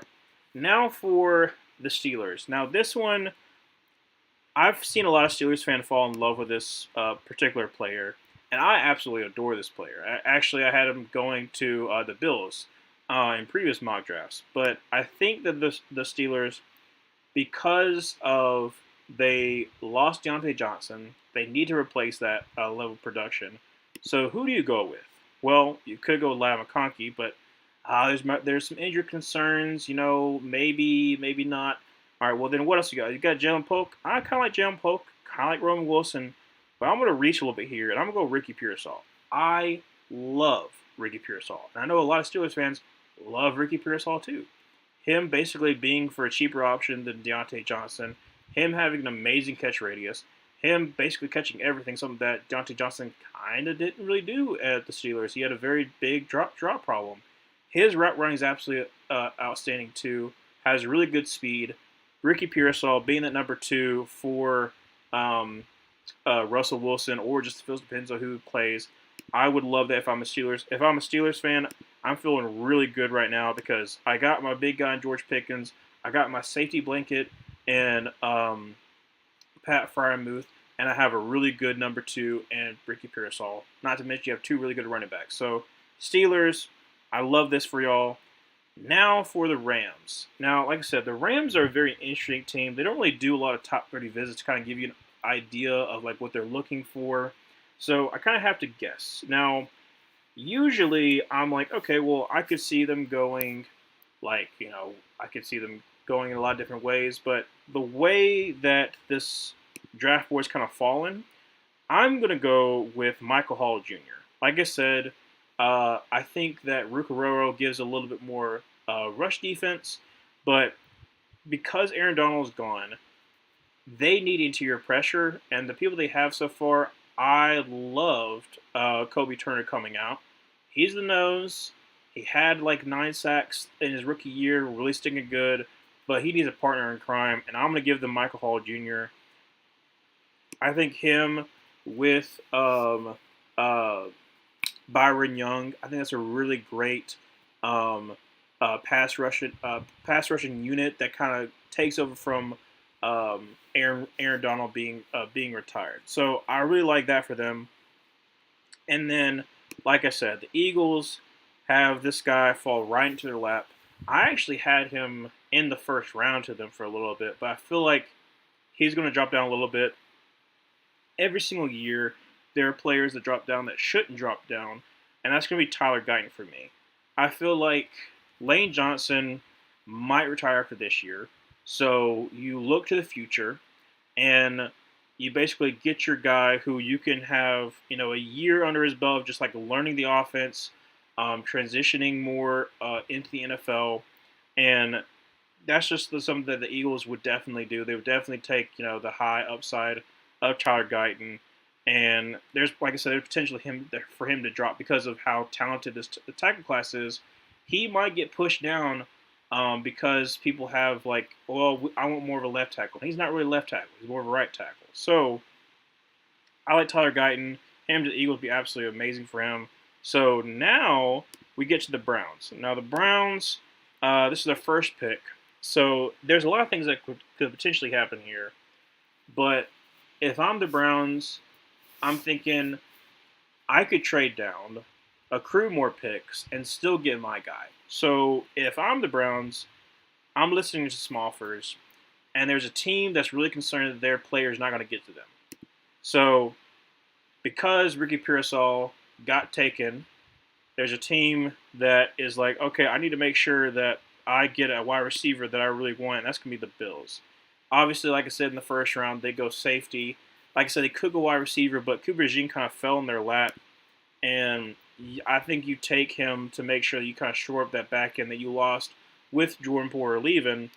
And with this talented wide receiver draft class, you can give up some draft picks to make sure you get your guy because there are going to be guys that are falling. So they trade up with the Browns.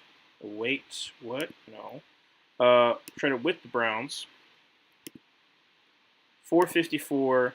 They're only moving up 6 spots. So if they're only moving up 6 spots, you don't have to give up that much. But I want to say they give up 133 and 160. So you still have 128 to play with. You still have 144 and 163. I think you can kind of fill out some of the positions that you left. Maybe you can go corner. Maybe you could go center. Like I said, both of those I think you can get with pick 128 or 144. So I'm proposing this. The Browns accept it, and they're going to go with Ladd McConkey. I like Ladd McConkey. His route running is absolutely immaculate. He has really good speed in his route running as well. He doesn't sacrifice a lot of speed when he does his cuts. So I really, really like that for them. So Ladd McConkey to the Bills. They traded up, but they get their Stephon Diggs replacement. Like I said, this could be Ricky Pearsall, but I could see him. What in the world? I don't stop. I don't. It keeps on being an announcement. Anyways, back to it. The Dolphins at 55. I think this is where they get their weapon. Outside of Tyreek Hill and Jalen Waddle, they don't really have anybody else. Like they have Braxton Berrios. They just got Jonnu Smith, but I'm not really moved by that. I think Jonnu Smith is a great option for them, but I'm going to go with a wide receiver here that I think really fits their scheme, and that's going to be Jalen Polk. Him being your wide receiver 3. Stop doing that to me. I really like that for them. If Tyreek Hill or Jalen Waddle gets hurt, you're not desperate like, oh my gosh, I don't have another like speed guy who can get open. I got that in Jalen Polk, so I love that for the Dolphins at 55. Now at 56, the Cowboys. This is another pick that I've kind of like been like, okay, if this guy falls to them, they're absolutely taking him, and that's going to be Jonathan Brooks. Stop doing that. That's going to be Jonathan Brooks. For me, I love Jonathan Brooks, but his injury that he had last year is going to be very concerning for a lot of teams. So instead, the Cowboys, who he's been working their facility, all the doctors know him, and he's from Texas. I think that's a slam dunk for Jonathan Brooks. He should be good by training camp or after training camp. I can't remember if he's before or after, but he's making good strides. You would know as a team if he's making good strides, and you get a very talented running back in Jonathan Brooks that you desperately need because right now all you have is like Rico Dowdle, Royce Freeman, and Deuce Vaughn. So you do need a true number 1 wide receiver. No, running back, sorry. Tampa Bay at 57. I think they go with high upside in this pick. Obviously, you get Keon Coleman around 1 to kind of be that replacement eventually for Mike Evans. Also because Chris Godwin usually gets injured a lot. So, stop doing that. So if I am the Buccaneers, I'm going to go Chris Braswell here. You need to get edge help. If there's somehow that Jared Verse falls to you, I think that's like a chalk pick. You're going to take him. I don't think you take Chop Robinson because he kind of fits that Yaya Diaby role. So instead, I take Chris Braswell, and you have a really good rotation at edge rusher to kind of complement with Kalijah Kancey and Vita Vea on the inside. Packers at 58. Packers at 58, I feel pretty confident here that this is where they go linebacker. I feel like they wait a little bit. They get Cooper Beebe in the second, but right here they go linebacker. Now, I could go Peyton Wilson. I could be like, okay, well, they take high upside, but injuries and him being basically 25 by the time that the season starts, I think it's going to be kind of concerning for them. So instead, they take another linebacker in Junior Colson to basically take that Devondre Campbell role, and I really think they would love Devondre Campbell. Stop. Why is it doing that? I don't know why it's doing that. Sorry about that. The Texans at 59. So the Texans, I feel like, are in a good position. not really going to reach on a player, but a player that's going to fit a need really well. They wish they had gotten in a trade. They tried to get Eric Armstead, couldn't get him. So instead, they get a really good run defender who can have some pass rush abilities. That's going to be Chris Jenkins. I think they were going to fall in love a lot with Chris Jenkins. I love Chris Jenkins a lot too. Stop doing that. And so I feel like he's going to kind of replace what they've lost. They already got they already brought in Danico Autry, so they would have a solid rotation. But they did trade away Malik Collins. So Chris Jenkins really fits their scheme. Young player, infusion talent. I love that as being that run setting 3 technique. So Browns at 60, you trade down, and you basically get your guy that you wanted in the first place. So you need help on the interior, and I think you need help in the pass rush in the interior. So I'm going to take Braden Fisk. I know Braden Fisk is a little bit lighter. He's 292, but I think he can gain enough to be about 300. He has a lot of good savviness in the pass rush, though it's sometimes a little bit in spurts. And that's where I'll have him kind of like down a little bit. But Braden Fisk will work out well for the Browns, kind of giving them enough pass rush that they can complement with Darius Smith and Myles Garrett. 61 for the Lions. This is a player that they really seem to like, and I think if they don't get Darius Robinson, they would love this player, and that is going to be Marshall Nealand. He's kind of a bigger body defensive end. He's like 270. Well, if this will work for me, he's like 273, I think. Yeah, no, 267. Sorry, but a little bit of bigger body, defensive end. They desperately need help alongside the defensive end because yes. You did get Marcus Davenport, but I think it's for like a 1-year contract, and you need a long-term partner for Aiden Hutchinson. I think Marshall Nealand fits that role. Love that for them, and I think he's really gonna be working out for them. So for the Ravens, I think they're also going to go with edge rusher here. Obviously, they could go wide receiver, but I also think they can go wide receiver later on. Especially because there's one particular player that I really like for the Ravens later on in the draft. That's one of my. He's not one of my sleeper wide receivers. I think he's going to. Yeah, because I knew he was going to go to the 3rd round, but I really love him as well. So instead, they go with a high upside in Austin Booker. Now, obviously, you see the 101. I think Austin Booker is going to go a lot higher because of his potential. Maybe he should have gone back to school this past year that he had a breakout. But I really like his high motor. A lot of his pass rushing skills kind of show up on tape as well. I think the Ravens are going to love him. They need edge rusher help, but they desperately needed offensive line help first. So they get offensive line, edge rusher, and their last one's going to be a wide receiver. So for the 49ers, I think they need edge rush help as well. Like I said, I think there's going to be a little bit of a run on certain positions. I think there's going to be a run on wide receivers, a run on tackles, run on corners, so like that's going to happen. So I think this is going to be the run on edge rushers, and that's going to be Braylon Trice going to the San Francisco 49ers. Yes, you signed Yetur Gross-Matos. Yes, you signed Leonard Floyd, but you need another guy to kind of be that 4-man rotation. I like Braylon Trice. I think he's going to fit really well in that 49ers scheme. So Braylon Trice to the 49ers, almost finishing up the round 2.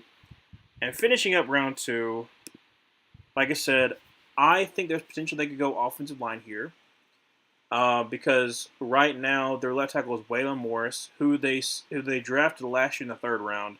So maybe they believe in him. I don't know if they do. If they do believe him, then I feel pretty confident that in this pick right here, they need to replace eventually Travis Kelce.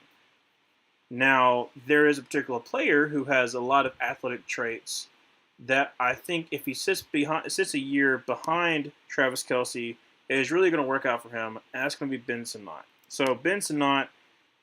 I love that pick for the Kansas City Chiefs. Not only do you look to the future, but you also give Patrick Mahomes another weapon that's going to be very beneficial for him because you're not going to have Rashee Rice maybe for the year. I don't think it's gonna be that. I don't think it's gonna be that bad, but at least for 4 games because we don't really know how long he's going to be out. So you need to have weapons for him right now. Because we saw what it was like when his wide receivers were Kadarius Toney and whatnot. So we go to the Panthers. Panthers at 65. This is a player that we really, really love. A player that's going to fit a role that we lost with Frankie Louver leaving, and that is going to be Peyton Wilson.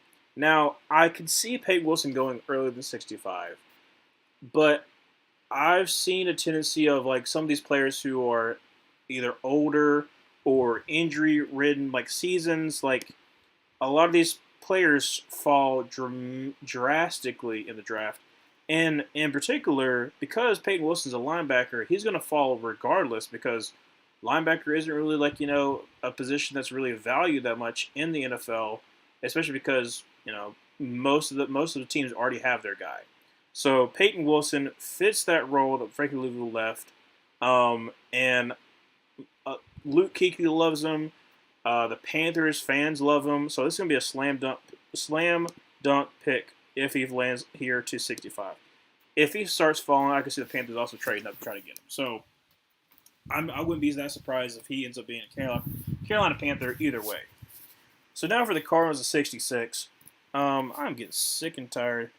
Oh, it's not there. Sorry.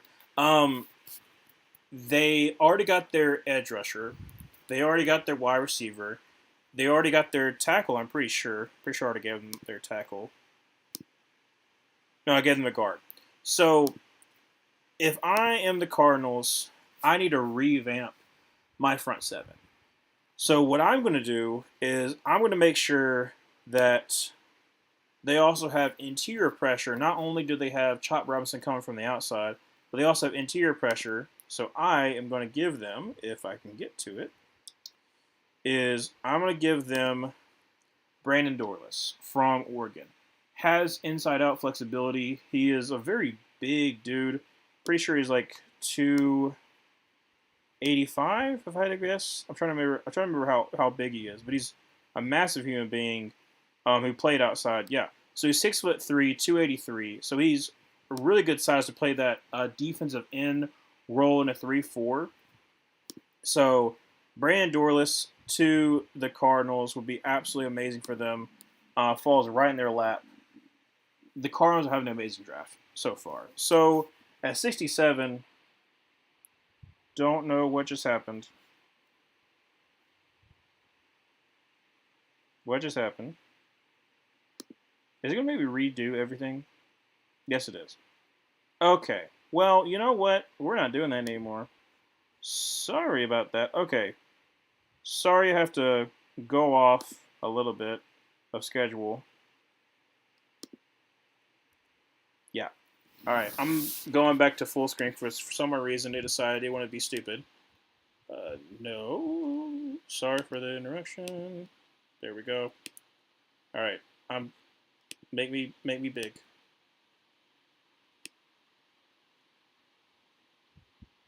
And we're back. Sorry about that.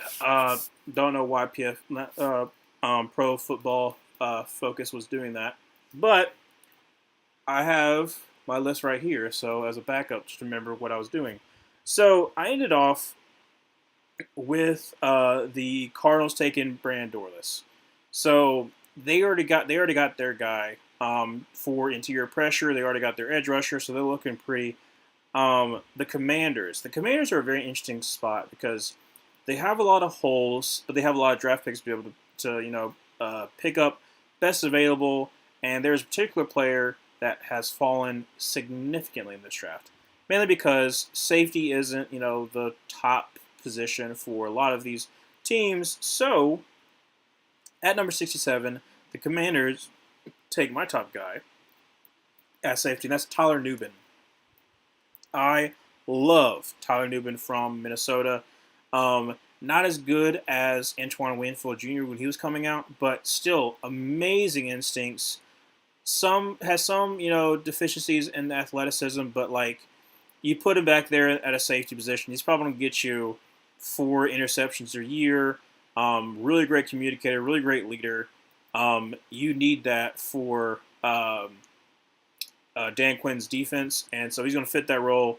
And I really like that for the Commanders.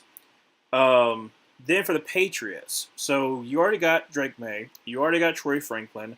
So what else do you need? Well, you got rid of Trent Brown, so you kind of need to replace your offensive line, your offensive tackle. And there's a tackle that I really love.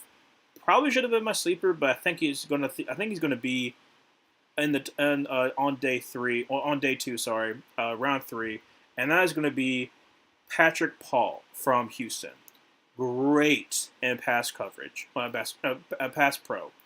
Needs to improve a little bit on the run blocking, but like if you just look strictly on pass pro, barely gave up any sacks, barely gave up any pressures. Not quite as good in the pass pro as like Joe Alt or even Olufashanu, but definitely still up there. May not have gone against the best players, but dude's absolute dog in the pass protection. So number 69 Chargers. So the Chargers so far have already got their number 1 wide receiver for a trade. They already got their number 1 corner. They got their tight end. What's nothing they need? They need interior help. So Corey Lindsey obviously last year was held up for a year because he had a situation where he was getting hurt a lot. So he was held up for a year. They brought Bradley Bozeman, who was at the Ravens underneath Greg Roman. He has position flexibility to play guard if he needs to. So I'm kind of throwing a little bit of curveball here, but I really like this pick for the Chargers. I'm going to go with Zach Frazier. Zach Frazier kind of fell down a little bit, but it's mainly because center is kind of like, a demean position. You've already had 2 centers already taken above you. So, Graham Barr is not really a center, but he's more like interior offensive line. But still, if I am the Chargers, I'm taking Zach Frazier for the future. Corey Lindsey, maybe he plays another year. Who knows? Bradley Bozeman, like I said, he can play guard in that system. And it really fills out that offensive line for the Chargers. So I really like that for them. The Giants at number 70, pick 70, sorry. They're going to take Chris Abrams-Draine. They really need corner help. So I'm going to go with Chris Abrams-Draine from Missouri, the other Missouri corner. I think he's going to work out really well for the Giants. They needed the second guy to help Deontay Banks since Adoree Jackson left. So from there, the Cardinals at 71 are going to take best available, and they're going to take a nickel. That's going to be Mike Sandersill. I love Mike Sandersill in the nickel. Still has a little ways to go. Still like his second year as a corner. He was a converted wide receiver. But I love Mike Sandersill from Michigan. Made a lot of plays for Michigan's defense last year. He's going to fit really well with the Cardinals. Jets, like I said before, they took offensive line in their top 10 pick to kind of like help bolster that side of the ball. I think they're going to keep on bolstering that side of the ball with the wide receiver. And they're going to take a little more potential. Hopefully he works out. I think he can. And that is going to be Devontae Walker. So Tez Walker from North Carolina obviously didn't have the year that we hoped that he would have had, but he's kind of showed out in Kansas State. So I still think there is a player there, but the pre-draft process he has just been falling and falling and falling. Senior Bowl couldn't catch anything. There's been a lot of things that's been like kind of bringing him down. I think third round is where he falls to. And if I'm the Jets, I'm extremely happy. I get my third wide receiver, who has a lot of upside, to pair with Garrett Wilson. Now, the Lions will also take a wide receiver. They need another guy because they got Josh Reynolds left. So right now you have Amon-Ra St. Brown. You have Jameson Williams, sorry. So who were they going to take? Well, they're going to take a guy who's going to really fit their kind of culture. That's going to be Roman Wilson. to be their number 3 wide receiver. Really great wide receiver. I didn't love him as much as other people might have, but I think he has high upside. Um, and I think he really fits the Lions' culture more so than anything. So I like Roman Wilson to the Lions, but I do think that the Lions will get a third wide receiver in this draft class. I think Roman Wilson fits them really well. 74 Falcons. This is where I think that Jermaine Burton goes. Jermaine Burton, I love from Alabama, has character concerns, which is going to be like it's going to be a problem for some teams. Going to cause him to fall a significant amount. Honestly, he's has potential to go second round if it was for the character concerns, but it's going to cause some teams to take him off the draft boards. I feel like if he can go to a good, stable organization that Raheem Morris is going to provide for Atlanta, he's already kind of like doing that in that organization. I like Jermaine Burton going there to Atlanta, giving them another option. Yeah, they technically traded for Rondell Moore and they got Darnell Mooney, but I'm taking Jermaine Burton over all of them. So maybe they don't go Jermaine Burton, but that talent should not fall that far. If it does, you're going to snatch that up. Now at 75 for the Bears. I am not as convinced with their left tackle. There's a possibility that you could find your replacement at either 15 or the 46 that you got from the trade down. Instead, I'm going to get it here as a developmental piece that I like what he could be, and that's Kieran Amangaji from Yale. Absolutely massive human being. I think that he's from Yale. It's going to be kind of problematic that maybe not he didn't really go against top end talent, but I like his measurables. I like his technique. I think you can refine it a little bit more, but you need to help along your offensive line. Try to keep Caleb Williams up. Investing in it, whether that be a third round pick or whatnot, is going to be important for the Bears for the long run. So I like Kieran Amagaji for the future. At number 76, the Broncos take Roger Rosengarten from Washington. He was the other tackle from Washington that did an amazing job keeping Michael Penix up. I think that the Broncos need some more infusion of talent in their offensive line. Obviously, they paid a lot of money for the offensive line. Hasn't really worked out that well. So, if anything, it can also be a backup plan if your offensive line either gets injured or you decide to cut ties because, oh my goodness, you paid way too much for Mike McGlinchey. The Raiders at 77. They need help on the offensive line. Yes, do some people say they need a right tackle? I'm okay with a right tackle. Instead, I'm going with more of a swing guard that I think can fit in any position. That's going to be Christian Mahogany from Boston College. I really like his game as well. You're kind of like swinging for the fences here in the third round. Sometimes you'll be just trying to get the best available player. I think it fits a need, and I think that he would be a really good player for the Raiders. Commanders, they get their corner in Kalen Carson from Wake Forest. I like his. I like some about Kalen Carson. I'm not the highest on him, but I think that he fits the kind of corner that that Dan Quinn really wants. So I would go with Kalen Carson more so based on his body type. And I think he could fit in the Washington scheme. Number 79, the Falcons. They need more interior pressure. Yes, you already have Grady Jarrett, and you also have Damon Aminata. I think it's Aminata from the Saints. Who do a good job, but you don't have a good rotation. So I would go with Mason Smith from LSU. Did he ever really hit the highs that we kind of hoped for him when he came to LSU? No.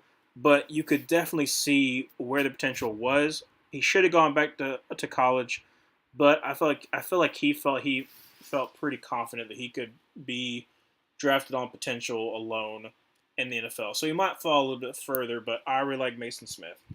80, the Bengals. This is where they take their slot wide receiver.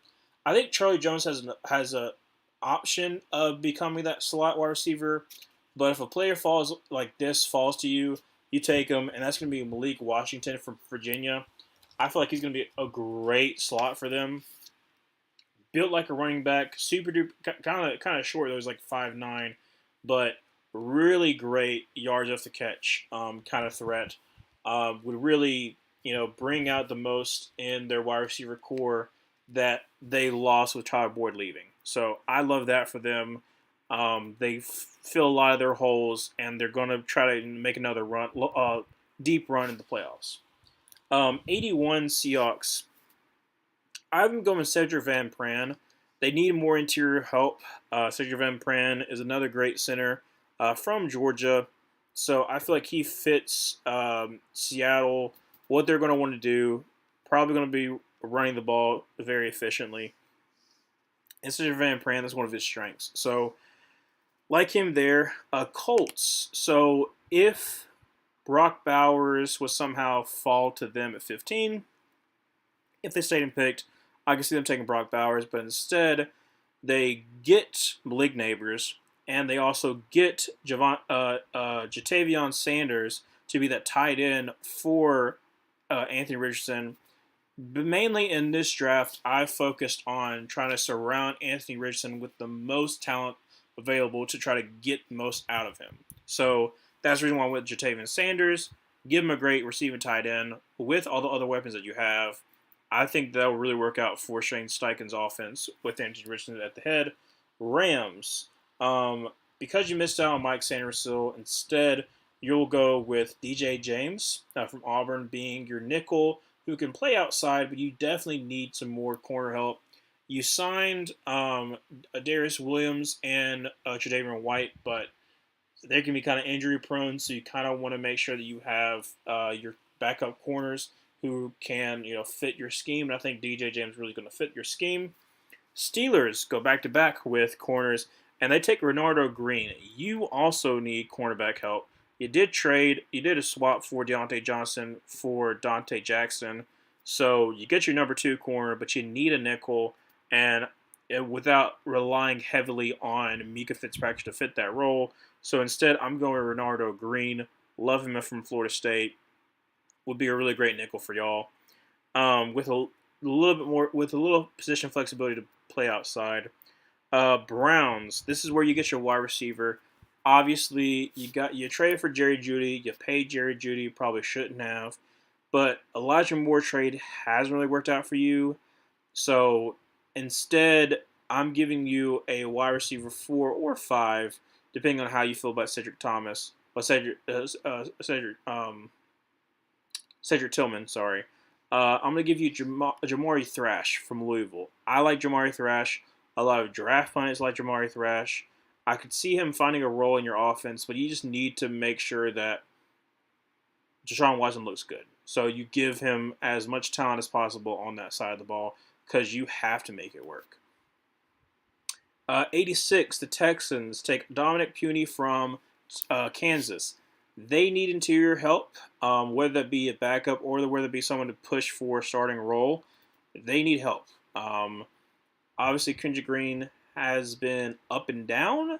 So if I'm them, I'm trying to make sure that I draft somebody that can either play them play that position if they get hurt, or push them to be like, hey, we're trying to make the next step, and we need you to kick it into gear.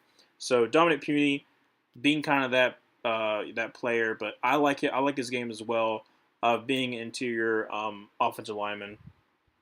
Cowboys, you need more help on the interior defensive line as far as pressure. You have Osa. I'm trying to remember how you say his name. Can't think of how you say his name. As that pass rushing defense tackle, giving you another one with Dwayne Carter from Duke. He has some limitations to when it comes to the run defense, but I think that his pass rushing ability lifts him up into the third round. and we'll have the Cowboys. Like I said, they're saying they're going all in. You basically get a need at center in the first round. You get the best running back in this draft class, and then you get a high upside defensive tackle in Dwayne Carter. I feel like you're feeling pretty good with the first 3 rounds. Packers. So obviously the Packers, they they got their linebacker and Junior Colson, but I don't think that's it. I think that they desperately need linebacker help all around. If you look at their depth chart right now, all it is um, Quay Walker, and then 2 guys you never heard of before, Aaron Mosby, and I'm trying to think who the other guy is.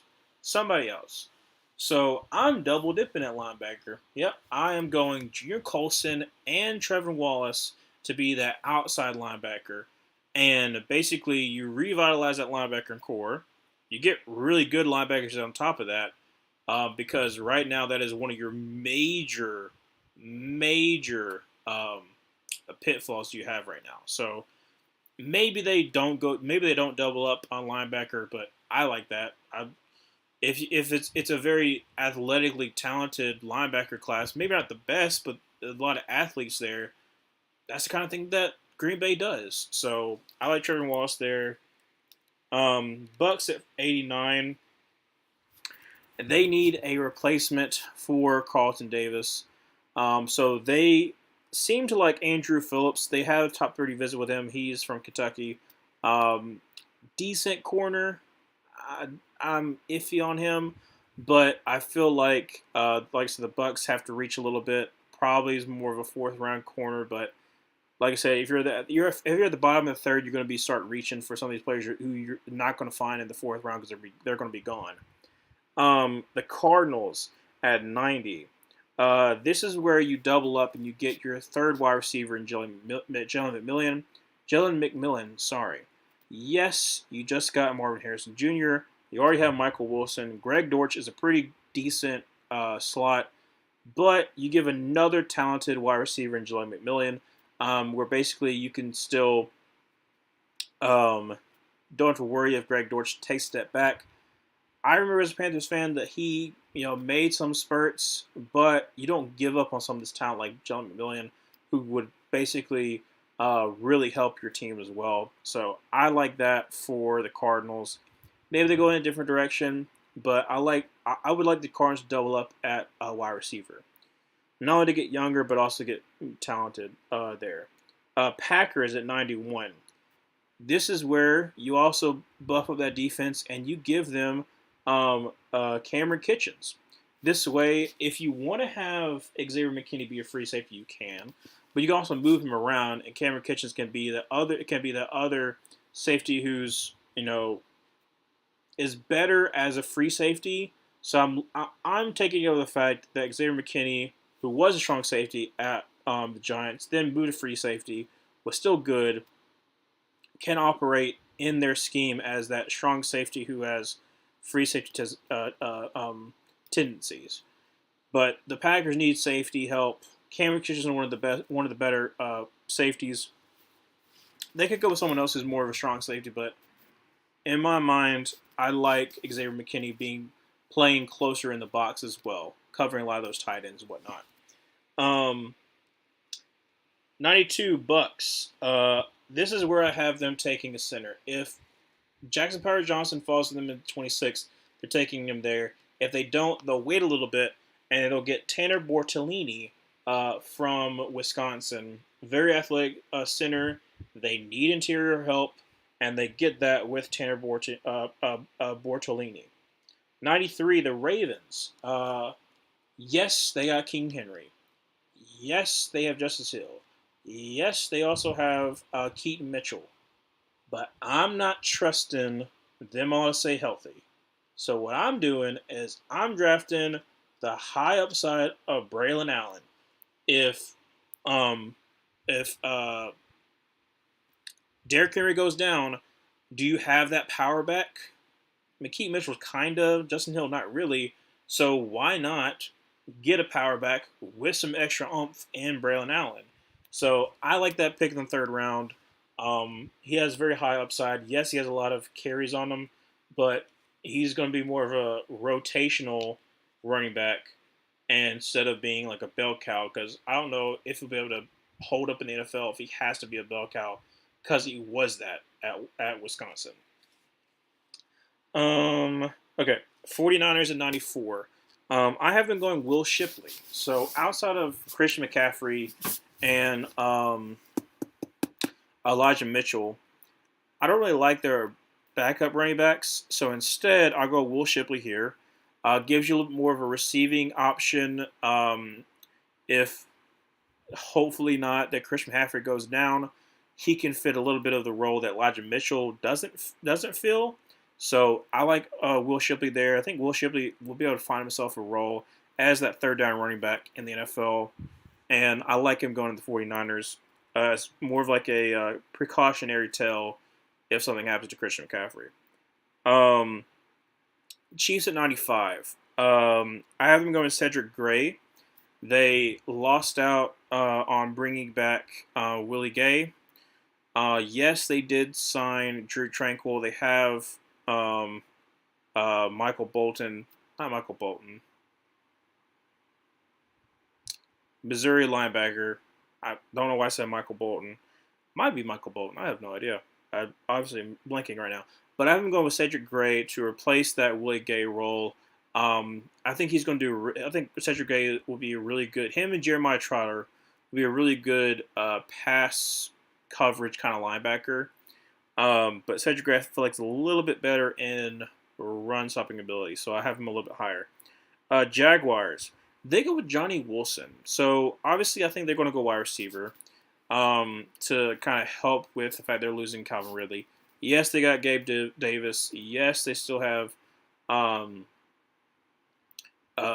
Christian Kirk, and Zay Jones has been kind of like serviceable, but I'm giving them a different body type that they don't have on the team. And that is Johnny Wilson. Yeah, they have a tight end, but it's Evan Ingram, not not the kind of play style that Johnny Wilson is. So I like to give teams different body styles so they can attack defenses different ways. So I really like Johnny Wilson to the Jaguars. Maybe Brendan Rice sticks in there, but I like Johnny Wilson, as do a lot of other draft experts. At number 97, the Bengals. I have them going Jaden Hicks. I love Jaden Hicks as a strong safety. So if Jaden Hicks, goes instead of Cameron Kitchens to the Packers, I wouldn't be mad at that. Jaden Hicks lays the wood, and yeah, sometimes he corrects, not corrects himself. He gets ahead of himself, and so that can cause him to have some bad angles. But overall, in the third round, you get yourself a strong safety who's going to be an impactful player for you. And Jaden Hicks, love him out of Washington State. Number 98, the Steelers take Cole Bishop. I like Cole Bishop as a very